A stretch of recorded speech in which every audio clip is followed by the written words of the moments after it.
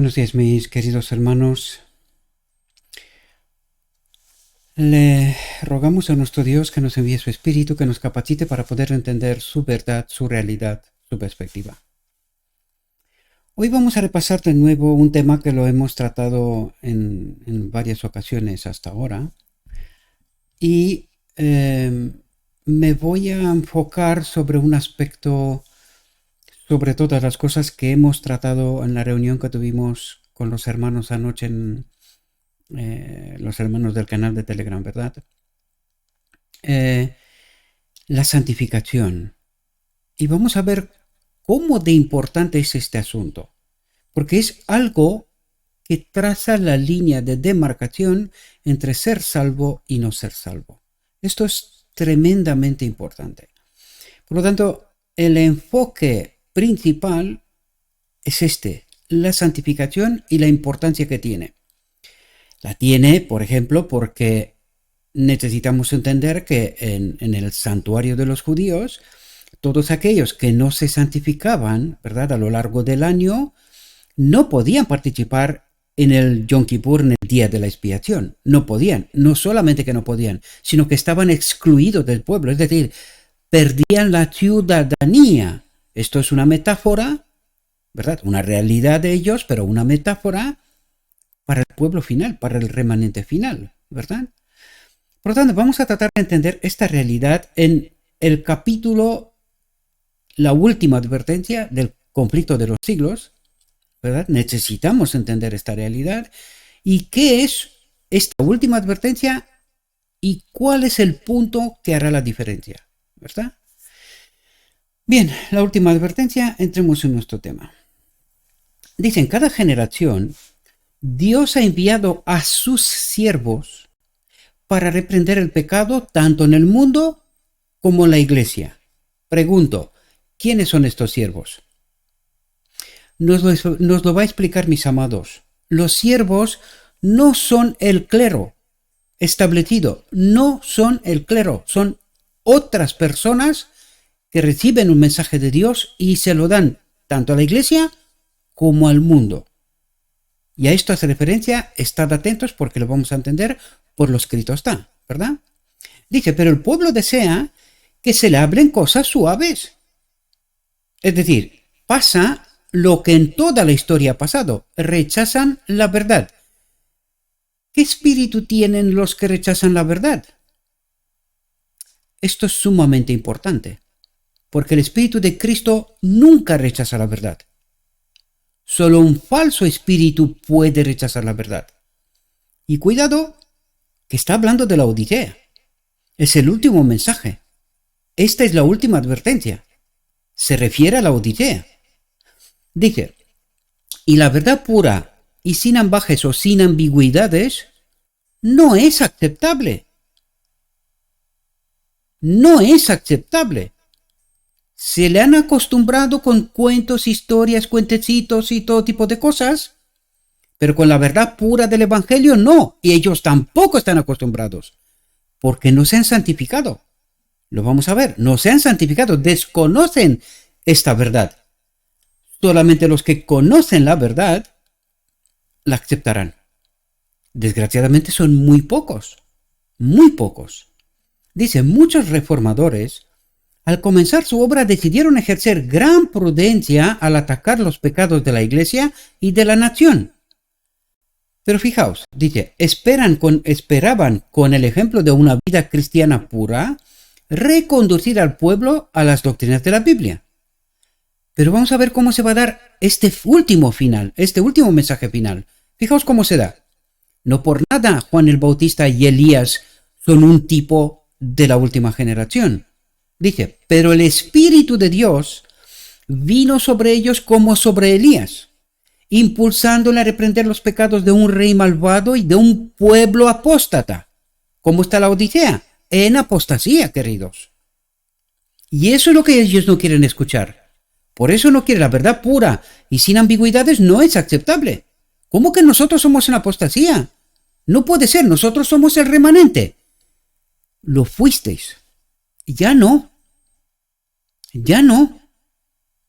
Dice, impulsando a reprender los pecados de un rey malvado y de un pueblo apóstata. No pudieron abstenerse de predicar las palabras claras de la Biblia, doctrinas que se habían resistido a presentar. ¿Quién se había resistido a presentar? Pues los maestros, queridos, los maestros. Y habrá que hacerse la pregunta, ¿por qué? ¿Por qué han hecho esto? Dice, se sintieron impulsados a declarar celosamente la verdad y el peligro que amenazaba a las almas. ¿Dónde? En la iglesia, queridos. El peligro está en el marco de la iglesia, porque está en apostasía. Está adorando a un falso Dios. ¿A quién nos da como ejemplo aquí? Elías. Entiéndase Carmel. Y el conflicto del Carmel, ¿verdad? Dice, pronunciaron las palabras que el Señor les dio sin temor a las consecuencias. Y el pueblo se vio obligado a escuchar la advertencia. Y este es nuestro trabajo en el marco de la Odisea. Un poco antes alguien me preguntaba en el canal de Telegram, ¿hasta cuándo estaremos en el marco de la iglesia? Hasta que se despierte la controversia. ¿Cuándo se despierta la controversia? Con la ley dominical. Con la ley dominical, hasta en este momento nosotros podemos proclamar estas verdades en el marco de la iglesia. El que quiere escuchar bien y el que no quiere escuchar, pues mejor que mejor, ¿no? Ha tomado su elección supuestamente en conocimiento de causa. Pero una vez que se da el decreto, ya se acabó. Allí todo el mundo tiene que tomar su decisión. Y ahí es donde se verá quién se ha santificado en toda la verdad, tomará una determinada decisión.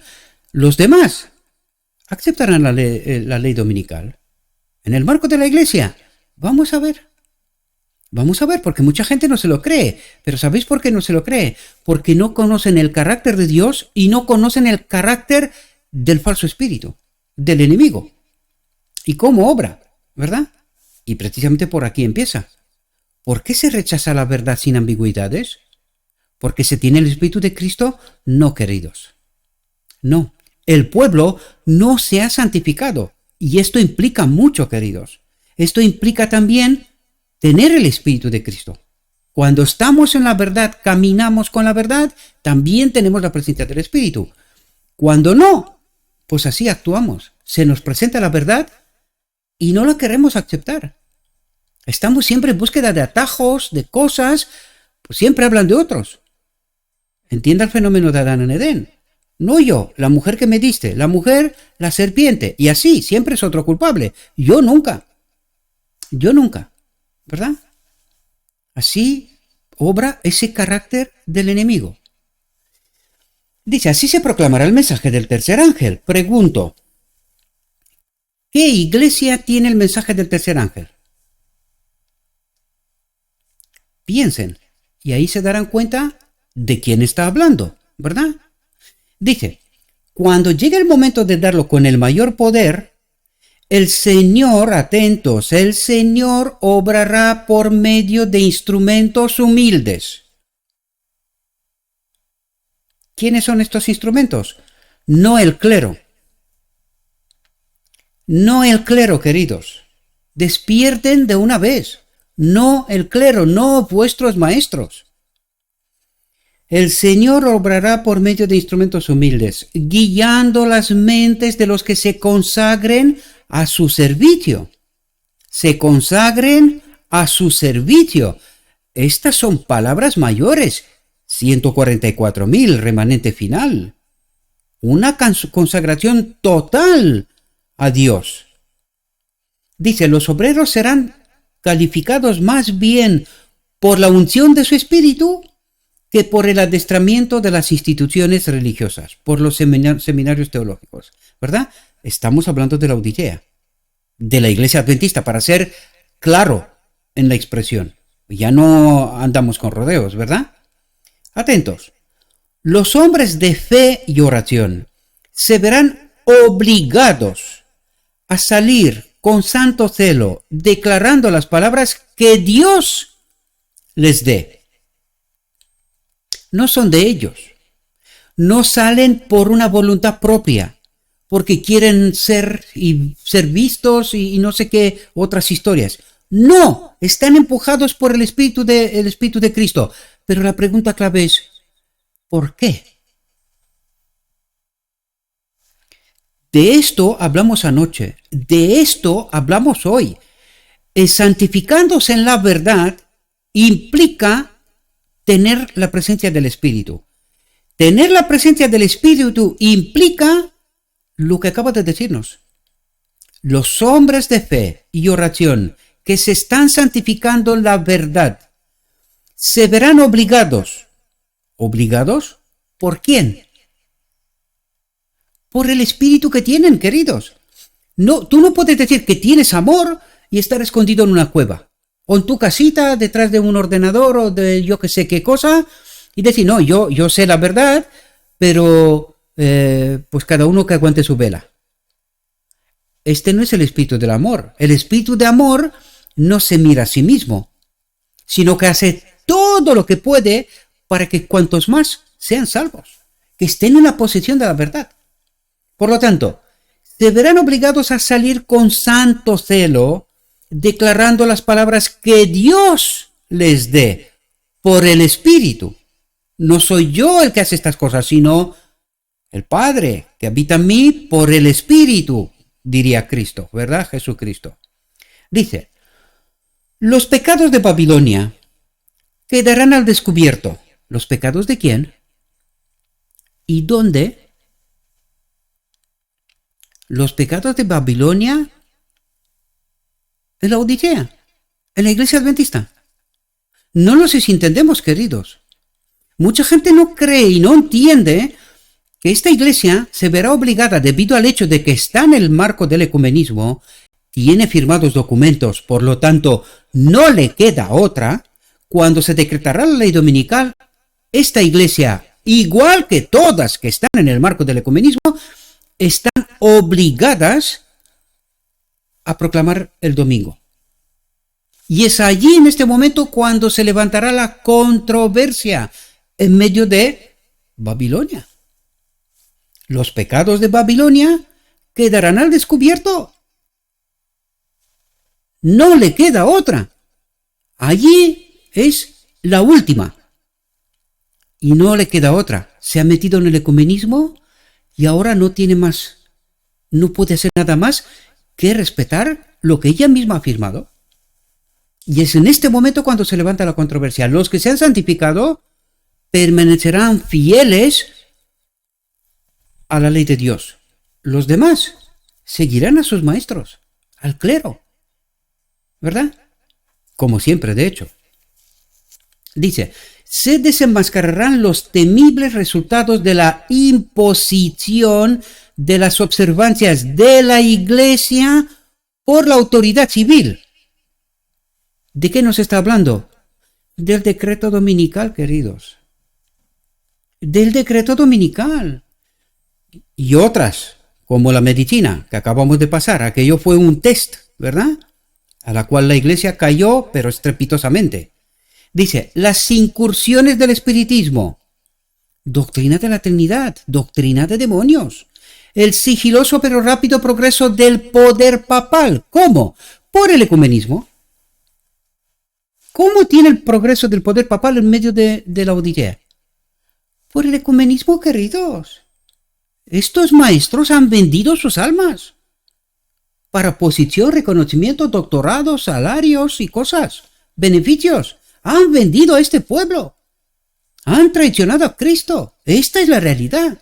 El que quiera ver, bien, y el que no la quiera ver, pues ha tomado su decisión.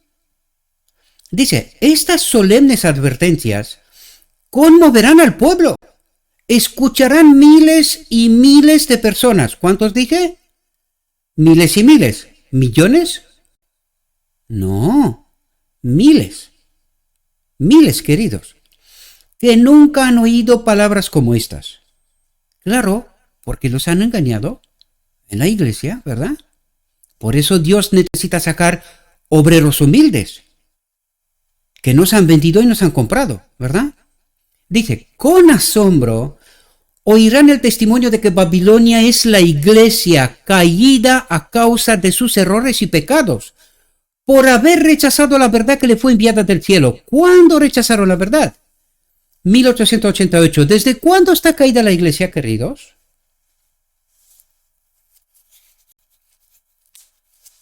¿Desde cuándo está caída la iglesia? Despierte, remanente final. Despierten. Porque serán engañados. Créanme. Dice, como el pueblo acude a sus antiguos maestros. ¿Quiénes le da este mensaje? Estos servidores humildes, ¿verdad? ¿Y el pueblo dónde se va? A sus antiguos maestros. ¿Entendéis la parábola de las 10 vírgenes? Cuando las vírgenes que se han santificado, se han preparado, están llenas del Espíritu Santo, de aceite, les dice a las que le falta aceite, id a comprar a vuestros maestros, a antiguos maestros. ¿Y qué les venden estos ahora? Pues no le va a vender otra cosa que le han vendido siempre. Mentira y engaño. ¿Verdad? Fijaos, como el pueblo acude a sus antiguos maestros con la ansiosa pregunta, ¿son así estas cosas? Los ministros presentan fábulas, profetizan cosas suaves para calmar sus temores y tranquilizar la conciencia despierta. Entonces, ¿cómo está la conciencia de la iglesia? Sueño de muerte. Sueño de muerte. Pregunto, ¿lo saben los maestros? Vuelvo a preguntar, ¿lo saben los maestros? Claro que lo saben, queridos. O se están engañando. Saben claramente lo que está pasando. Lo saben claramente. Pero también saben que como estamos en el marco del ecumenismo, pues no le quedan otra. Si quieren cobrar, pues tienen que callar. Esta es la condición. Y vosotros tenéis que despertar. ¿Verdad? Dice, los ministros presentan fábulas, profetizan cosas suaves para calmar sus temores y tranquilizar la conciencia despierta. Dice, pero como muchos rehúsan contentarse con la mera autoridad de los hombres y exigen un claro así dice el Señor, el ministerio popular, el clero, ¿verdad? Como los fariseos de antaños, llenos de ira, cuando se pone en tela de juicio su autoridad, denunciarán el mensaje como de Satanás. Por los frutos los conocerás, pregunto yo. ¿Entiende el pueblo esos frutos? ¿Entienden? Poquitos despertarán, queridos. Muy poquitos. Porque este pueblo dormido ha depositado su confianza en el hombre. Desgraciadamente. Dice, y excitarán a las multitudes amantes del pecado. Aquí habla de un pecado. ¿Cuál? Amantes de estar separados de Cristo. Es decir, les gusta este evangelio, estas fábulas, esas cosas suaves, evangelio de la prosperidad, del amor, este falso amor, y todo este evangelio que viene del lugar santo. Por eso están separados de Dios. Y dice, amantes del pecado, nos gusta este evangelio. Nos gusta lo que nos estáis diciendo. Dice, para que injurien y persigan a los que lo proclaman. Pregunto, ¿hay persecución en medio de la iglesia ahora? Ups, claro que lo hay. Claro que lo hay. ¿Verdad? Dice, a medida que la controversia se extiende a nuevos campos y las mentes de la gente son llamados a la pisotear la ley de Dios, Satanás se agita. Dice, el poder que acompaña al mensaje solo enloquecerá a los que se oponen a él. ¿Qué hará? Enloquecerá. ¿Qué significa esto? Los que se oponen al mensaje perderán el último rayo de esperanza, la última conexión posible con el Espíritu. Y enloquecerán. Un otro espíritu tomará el control, queridos. Dice, el clero hará esfuerzos casi sobrehumanos para ocultar la luz a fin de que no brille sobre sus rebaños. Vuelvo a preguntar, ¿saben lo que están haciendo? Hombre, claro que lo saben. Venden evangelio, ¿verdad? Este evangelio contaminado. Viven de él. Les da igual que el pueblo muera. perezca, les da igual. Ellos siguen con lo suyo. Dice, por todos los medios a su alcance se esforzarán por suprimir la discusión de estas cuestiones vitales. Cuestiones vitales. La Iglesia apela al brazo fuerte del poder civil y en esta tarea se unen papistas y protestantes. Ley dominical. La ley dominical, queridos. Dice, a medida que el movimiento a favor de la observancia del domingo se vuelve más audaz y decidido, se invocará la ley contra los observadores de los mandamientos. Se les amenazará con multas y encarcelamiento y a algunos se les ofrecerán puestos de influencia y otras recompensas y ventajas como incentivos para que renuncien a su fe. Estamos hablando de la Odisea, queridos. Esto está en el marco de la Odisea.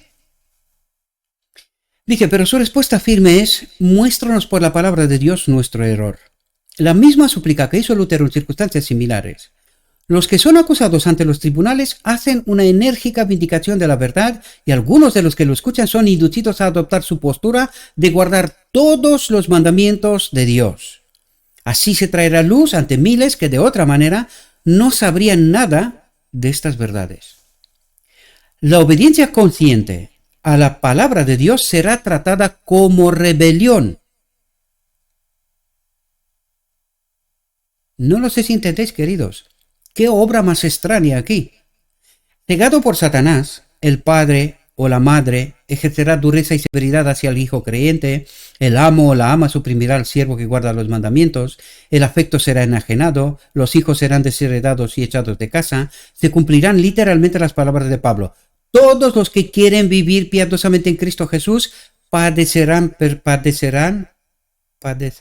persecución.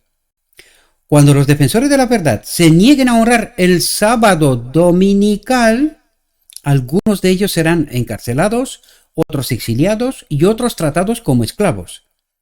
Para la sabiduría humana, atentos, para la sabiduría humana, todo esto parece ahora imposible. Todo esto nos parece imposible. No, no puede ser. Que vivimos una democracia y esto no puede ocurrir.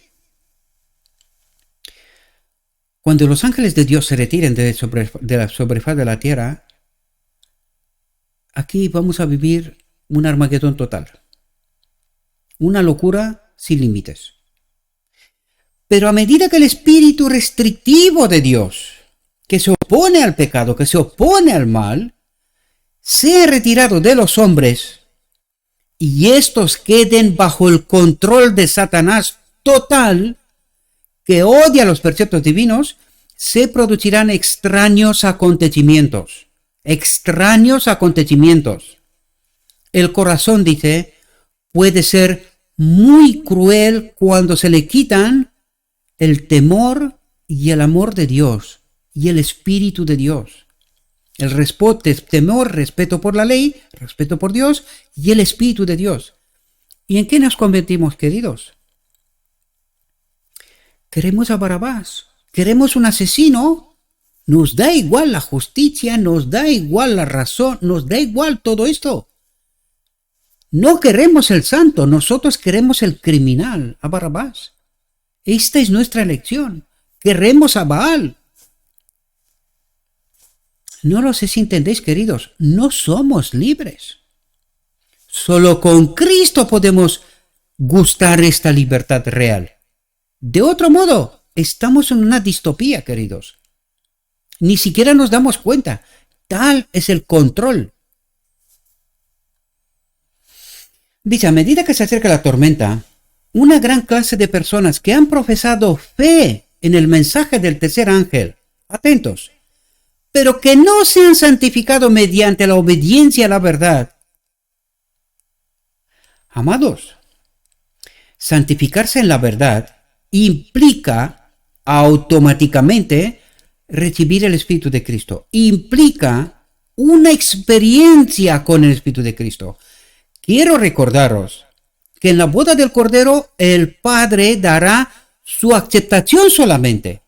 Nosotros ya hemos tenido experiencia, esta ropa blanca, que es previo a la boda. Es esta experiencia de caminar con Cristo, un carácter nuevo, purificado, santificado, una experiencia de caminar con Cristo previo a la boda del Cordero. Cuando llegaremos a la boda, solamente el Padre dará su acepto de que nosotros hemos entendido esta realidad. Pero los que no han experimentado esta realidad, no se han santificado, no han entendido el conflicto universal, no tienen esa experiencia. Por eso la parábola de las 10 vírgenes. No tienen aceite suficiente, no tienen el espíritu, ese carácter, esa experiencia para poder acudir a la boda del Cordero. ¿Verdad? Dice, abandonan su posición y se unen a las filas de la oposición. Abandonan su posición, y se unen a las filas de la oposición. Al unirse con el mundo, ¿quién es el mundo? El enemigo, queridos. Al unirse con el mundo y participar de su espíritu, han llegado a ver los asuntos casi bajo la misma luz. Las mismas acusaciones del enemigo las hace este pueblo que supuestamente sirvió a Dios. ¿Y qué es Laodicea? Que su ley no es buena. Se ven condenados. Dice, casi bajo la misma luz, y cuando se presenta la prueba, cuando tienen que elegir en verdad, santificados, entre el domingo y el sábado, están preparados para escoger el lado fácil y popular. Las mayorías. ¿Y dónde están las mayorías? Engañadas, poseídas. Dice, hombres de talento y de agradable discurso, que una vez se regocijaron en la verdad, emplean sus poderes para engañar y extraviar a las almas. Se convierten en los enemigos más acérrimos de sus antiguos hermanos.